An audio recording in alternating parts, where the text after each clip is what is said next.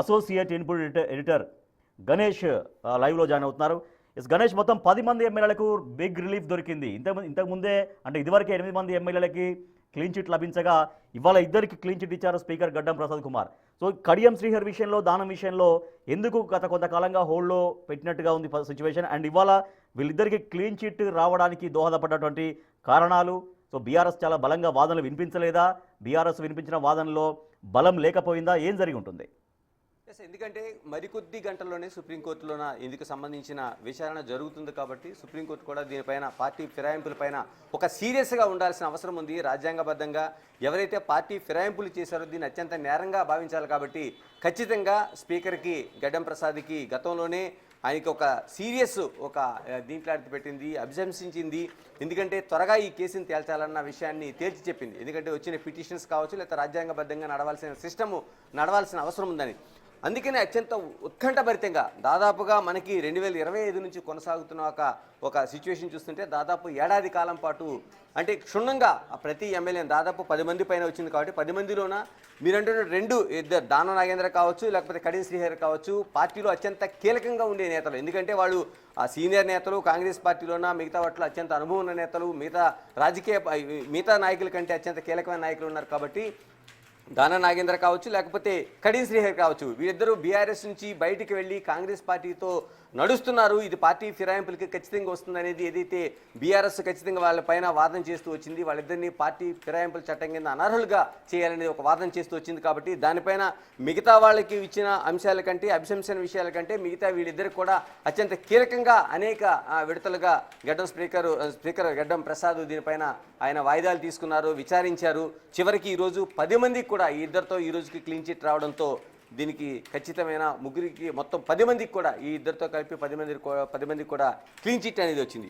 అంటే ఈ జరిగిన సిస్టమ్ అనేది రాజ్యాంగబద్ధంగా జరిగిందనేది చెప్పడం కోసం, ఎందుకంటే స్పీకర్ రాజ్యాంగబద్ధంగా దీన్ని విచారించాల్సిన అవసరం ఉంది కాబట్టి ఒక్కొక్కరికి ఒక్కో డేట్ ఇచ్చి దాన్ని విచారించారు. మనం సంపూర్ణంగా ఎవరైతే తెల్ల వెంకటరావు దగ్గర నుంచి ఇప్పుడు ఈరోజు దానం కడియం వీళ్ళిద్దరి వరకు వచ్చిన సిస్టమ్ ఏ విధంగా కొనసాగిందనేది ఒక్కసారి మనం చూడాల్సిన అవసరం ఉంది.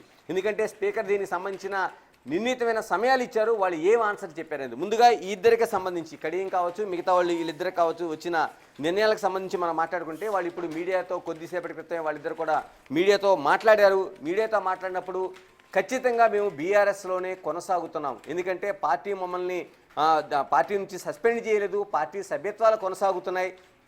మరోవైపు ప్రజాప్రతినిధులుగా, ఎందుకంటే ఆ పార్టీతో అంతర్గతంగా వైరుధ్యాలు ఉండొచ్చు, పార్టీతో కావచ్చు, పార్టీ సిద్ధాంతాలు కావచ్చు, లేకపోతే పార్టీతో ఉన్న వ్యక్తుల మధ్య కావచ్చు, ఆ అభిప్రాయ భేదాలతో కావచ్చు, లేకపోతే మిగతా ఆ నియోజకవర్గానికి సంబంధించిన అంశాలపైన కావచ్చు, వాటితో మాత్రమే మేము కాంగ్రెస్ పార్టీ ఏదైతే అధికారంలో ఉందో కాబట్టి ఒక ప్రభుత్వంగా దాన్ని చూస్తేనే మేము వాళ్ళ దగ్గరికి వెళ్తున్నాం, ఆ నియోజకవర్గానికి సంబంధించిన పనుల్ని చేయించుకుంటున్నాం తప్పించి కాంగ్రెస్ పార్టీలో మాకు సభ్యత్వం లేదు, అక్కడికి మేము వెళ్ళలేదు, ఖచ్చితంగా బీఆర్ఎస్ మమ్మల్ని సస్పెండ్ చేయలేదు, మా సభ్యత్వాలు కొనసాగుతున్నాయి అనేది వాళ్ళు స్పష్టంగా స్పీకర్కి వాళ్ళ వాదనలో ఏదైతే వాళ్ళ అడ్వకేట్ ద్వారా వినిపిస్తూ వచ్చారు.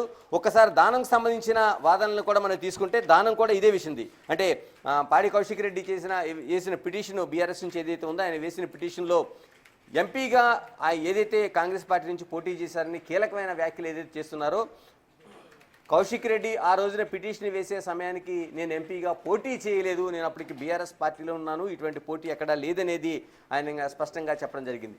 మరోవైపు ఏలేటి మహేశ్వర్ రెడ్డి వేసింది సంబంధించి వాళ్ళు వాదన చేస్తూనే ఎప్పటికి కూడా బీఆర్ఎస్ పార్టీకి సంబంధాలతో నేను కొనసాగుతున్నాను, పార్టీ ఫండు కావచ్చు, లేకపోతే ఆ ఎమ్మెల్యేగా కావచ్చు, దానికి సంబంధించినవి కూడా కొనసాగుతున్నాయి. మరోవైపు ఏలేటి మహేశ్వర్ రెడ్డికి సంబంధించి ఒక బీజేపీ పార్టీ ఉన్న ఆయనకి ఈ అంతర్గతంగా అటు బీఆర్ఎస్ కావచ్చు, లేకపోతే కాంగ్రెస్ కావచ్చు, ఈ రెండింటికి సంబంధించిన ఇష్యూకు ఏం సంబంధం ఉందనేది ఒక కీలకమైన ప్రశ్న అయితే కడియం దీనికి దానం లేవదీశారు. ఈ ప్రశ్నతోనే దాన్ని ఎందుకంటే ఇతర పార్టీలకి సంబంధించిన ఒక 2 పార్టీలకి సంబంధించిన ఇష్యూగా పార్టీ ఫిరాయింపులు జరిగాయా లేదనేది ఒక చర్చ జరుగుతుంది కాబట్టి మూడో పార్టీగా ఉన్న బీజేపీకి దీంట్లో సంబంధం లేదనేది కూడా స్పీకర్ తేల్చెప్పడం చెప్పింది. అది దాంతోనే ఇదే వాదనలు కొనసాగిస్తూ వచ్చారు.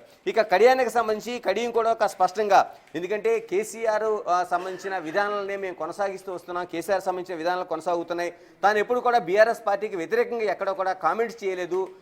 రెండవది తన కూతురు ఏదైతే కాంగ్రెస్ పార్టీ నుంచి పోటీ చేసింది కాబట్టి తన బిడ్డకి కొంత మద్దతుగా కొంత ఆ ప్రచారం జరుగుతున్నప్పుడు తన వాయిస్ వినిపించారు. అది కేవలం పార్టీ వాయిస్ కాదు, తన బిడ్డకి మద్దతుగానే అనేది ఆయన తేల్చి చెప్పారు. రెండోది బీఆర్ఎస్ సంబంధించిన సభ్యత్వం ఎక్కడ తాను కోల్పోలేదు, రద్దు కాలేదు, వాళ్ళు కూడా తను రద్దు చేయలేదనేది చెప్తూనే కాంగ్రెస్ పార్టీలో తనకు ఎలాంటి సభ్యత్వం లేదనేది ఆయన తేల్చి చెప్పారు. అంటే ఇప్పటికి కూడా బీఆర్ఎస్కి ఆయనకి బీఆర్ఎస్కి దగ్గరగానే తను ఆ పార్టీ సిద్ధాంతాలకు దగ్గరగానే వెళ్తున్నాను, కేసీఆర్తో కూడా ఆయన అనుసరించిన సిద్ధాంతాలకి అనుగుణంగానే మా ప్రయాణం జరుగుతుందని అటు కడియం శ్రీహరి కావచ్చు, దానం నాగేందర్ కావచ్చు, వీళ్ళిద్దరు చెప్పిన మాటలు చూసిన తర్వాత ఖచ్చితంగా ఆ పార్టీలోనే ఉన్నాము, మేము ఆ పార్టీకి గణేష్ అయితే ఇప్పుడు బీఆర్ఎస్ పార్టీలో వాళ్ళు సభ్యులుగా ఉన్నారు, సభ్యత్వం మీదనే వాళ్ళకి బీఫామ్స్ ఇవ్వడం, ఎమ్మెల్యేలు గెలిచారు, ఓకే. అంటే ఇవాళ కాంగ్రెస్ పార్టీలో జనరల్గా కేవలం ముఖ్యమంత్రి చేతుల మీదుగా కండువా కప్పుకున్నారు తప్పించి సభ్యత్వం తీసుకోకపోవడమే, కాంగ్రెస్ పార్టీలో అఫీషియల్గా సభ్యత్వం లేకపోవడమే ఇవాళ వీళ్ళందరికీ ఒక కలిసి వచ్చిన అంశమా? ఎస్, అంతే. ఎందుకంటే చాలా వరకు ఈ కండువాల కల్చర్ అనేది చాలా వరకు మనం చూస్తాం. ఇటీవల కాలంలో మనం కవితకి సంబంధించిన ఇష్యూని మనం చూసాం. కవిత పార్టీ ఆఫీస్కి వెళ్ళిన తర్వాత కవిత సమక్షంలో వాళ్ళు జాగృతి సంబంధించిన కండువాలు కప్పుకున్న తర్వాత ఆ పార్టీతో కానీ తమ విన్నింగ్తో కానీ ఎటువంటి సంబంధం లేదని అటు శ్రీనివాస్ కావచ్చు మిగతా వాళ్ళు తేల్చిన ఆ ఇష్యూని కూడా చూసాం. ఎందుకంటే ఈ రోజున ప్రత్యేకంగా కాంగ్రెస్ పార్టీకి తీసుకుంటే ఆ కాంగ్రెస్ పార్టీకి సంబంధించిన ఆ ప్రభుత్వం ఉంది కాబట్టి ప్రభుత్వానికి సంబంధించిన కార్యక్రమాల్లో ఎమ్మెల్యేలు అటు బీజేపీ నుంచి వెళ్తున్నారు, బీఆర్ఎస్ నుంచి వెళ్తున్నారు కాబట్టి అలాంటి ఫంక్షన్లో ఉన్నప్పుడు ఆ కండువాలకు సంబంధించింది కీలకంగా తీసుకోవాల్సిన అవసరం లేదనేది ఆ అడ్వకేట్ల వాదన చేశారు. ప్రధానంగా ఏ పార్టీ అయినా పార్టీ ఫిరాయింపుల చట్టంలో తీసుకోవాల్సింది అవతల పార్టీలో ఆ సభ్యత్వం ఉందా, ఈ సభ్యత్వాన్ని రద్దు చేసుకున్నారా, ఆ పార్టీ సభ్యత్వం తీసుకున్నారనేది కీలకంగా ఉంటుంది కాబట్టి దాన్నే క్రైటీరియాగా తీసుకున్నారు. మనం మొదటి నుంచి కూడా ఏదైతే ఆ స్పీకర్ నిర్ణయం ఎప్పుడు పిలిచారు, మరోవైపు ఆ ఎమ్మెల్యేలు ఏ విధమైన ప్రశ్నలు అడిగారో ఆ ఎమ్మెల్యేలు ఇచ్చిన ప్రశ్నలు కావచ్చు, వాదనలు కావచ్చు, స్పీకరు ఎక్కడ సంతృప్తి చెందారనేది మనం 1, 2, 3, 4 అనే పాయింట్లుగా మనం తీసుకుంటే, ఒకటి ఫస్ట్గా మనం తెల్ల వెంకట్రావుకి సంబంధించి తీసుకోవచ్చు. ఎందుకంటే ఆయన తన నియోజకవర్గం నుంచి ఆ స్పీకర్ దాదాపుగా డిసెంబర్ 17 తేదీన 2025 అంటే 2025లో సంవత్సరంలో డిసెంబర్ 17 తేదీన ఆయన్ని పిలిచారు. ఈ వాదనలకు సంబంధించి తెల్ల వెంకట్రావుని పూర్తిగా సంపూర్ణంగా విచారించారు. అయితే ఆయన సీఎంని కలవడం అనేది కీలకంగా బీఆర్ఎస్ పార్టీ చూపించింది. ఎందుకంటే రేవంత్ రెడ్డిని సీఎంగా ఉన్న తర్వాత కలవడం ఏంటి, ఈయన పూర్తిగా వెళ్ళి ఆ పార్టీలో కలిసిపోయాడు, మా పార్టీకి దూరంగా ఉన్నాడనే వాదనలే వాళ్ళు వినిపించారు. కాబట్టి ఆయన దానికి సంబంధించి ఒక ముఖ్యమంత్రిగా కలవడానికి ఎటువంటి అభ్యంతరం ఎవరికి అటు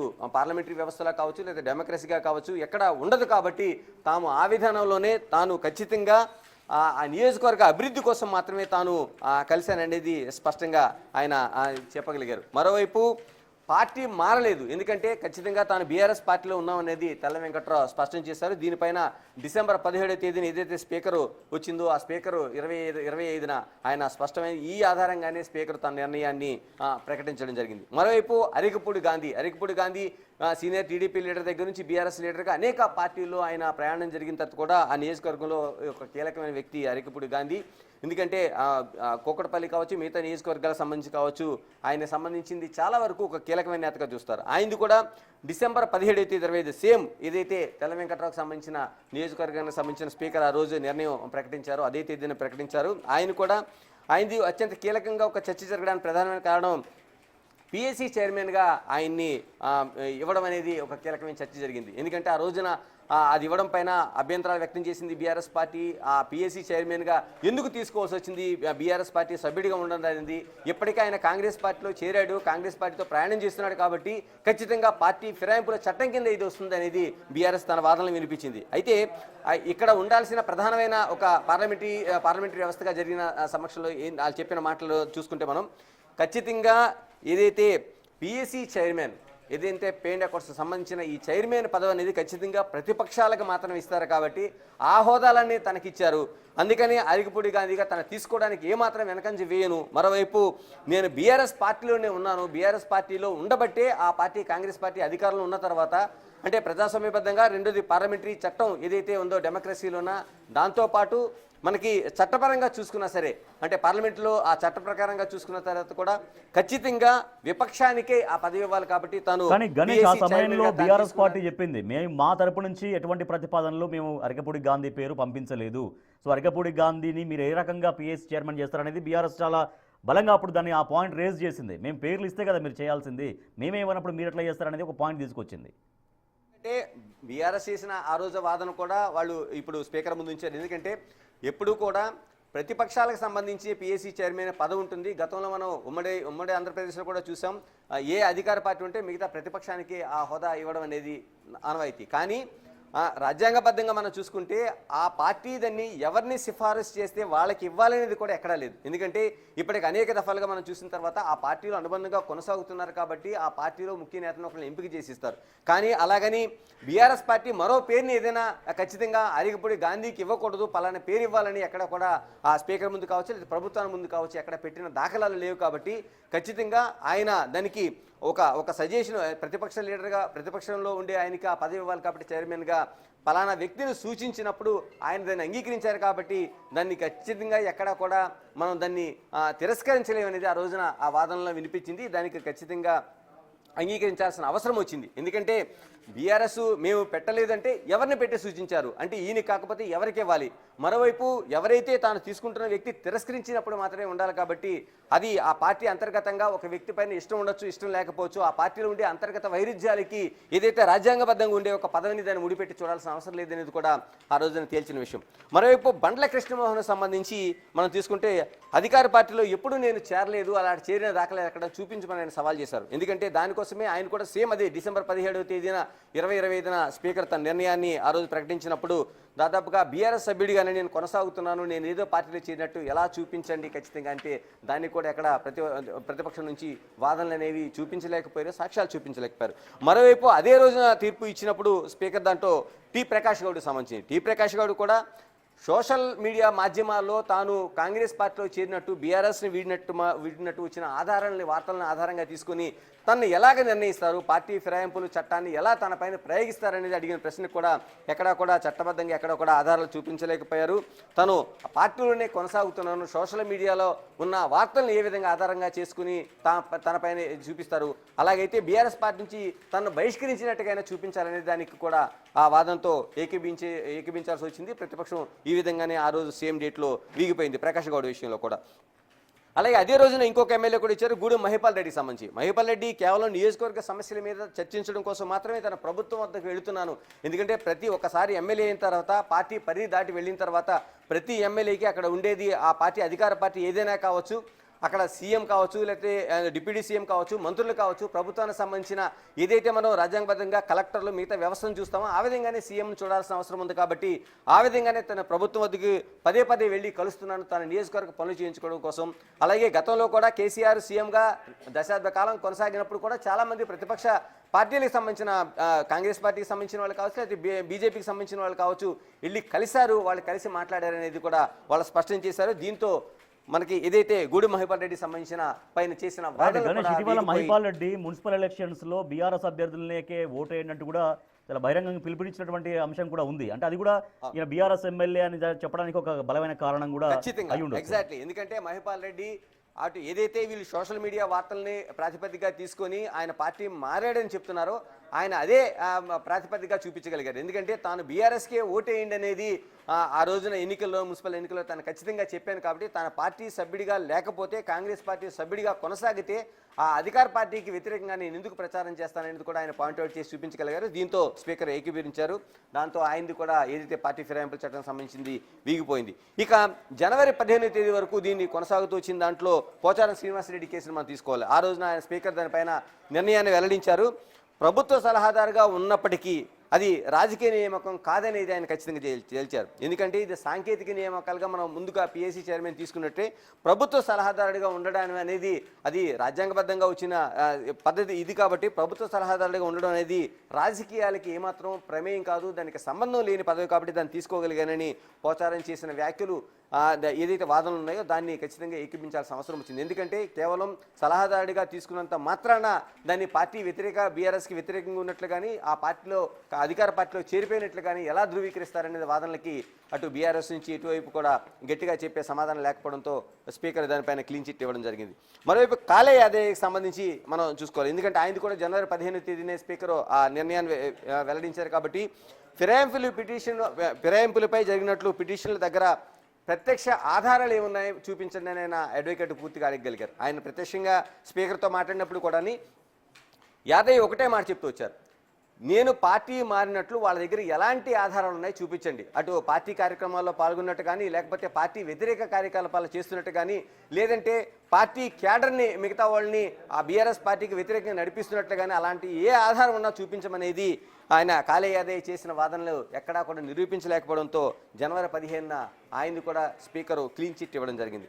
ఇక సంజయ్ కుమార్కి సంబంధించి ఆయన ఫిబ్రవరి 4వ తేదీన స్పీకర్ క్లీన్ చిట్ ఇచ్చారు. ఇందులో కాంగ్రెస్ నేతలతో వేదిక పంచుకోవడం అంటే పార్టీ మారినట్టు కాదనేది ఒక కీలకమైన అంశాన్ని ఆయన స్పష్టం చేయగలిగాడు. ఎందుకంటే కాంగ్రెస్ పార్టీకి సంబంధించిన వేదిక అంటే అది అందులో సీఎం ఉంటారు, డిప్యూటీ సీఎం ఉంటారు, మంత్రులు ఉంటారు.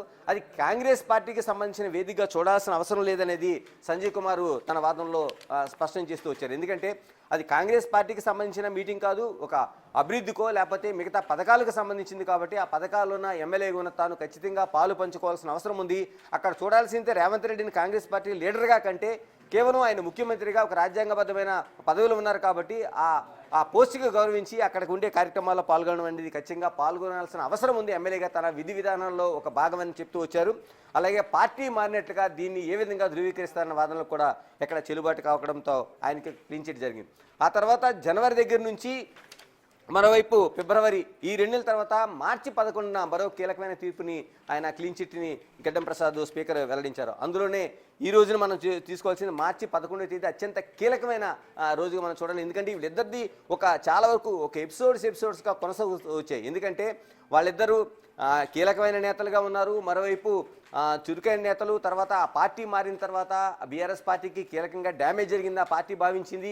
వాళ్ళిద్దరినీ కూడా అటు కడియం కావచ్చు, దానం నాగేంద్ర కావచ్చు, ఈ రోజు ఏదైతే స్పీకర్ దీన్ని తేల్చారో అనేక విడతలుగా అంటే అడ్వకేట్స్ వాదనలు విన్నారు, ప్రత్యక్షంగా వాదనలు చేశారు. మరోవైపు కౌంట్ డౌన్ జరుగుతున్నట్టుగా రేపు సుప్రీంకోర్టులో 12వ తేదీన ఏదైతే దీనికి సంబంధించిన కీలకంగా స్పీకర్ తాను తీసుకున్న నిర్ణయాలను కూడా పూర్తిగా సబ్మిట్ చేయాల్సిన అవసరం ఉంది కాబట్టి ఈ రోజున దాన్ని కీలకంగా చేయాల్సిన అవసరం ఉంది కాబట్టి ఈ రోజున ఈ 2 తీర్పుల్ని వెలువరించారు.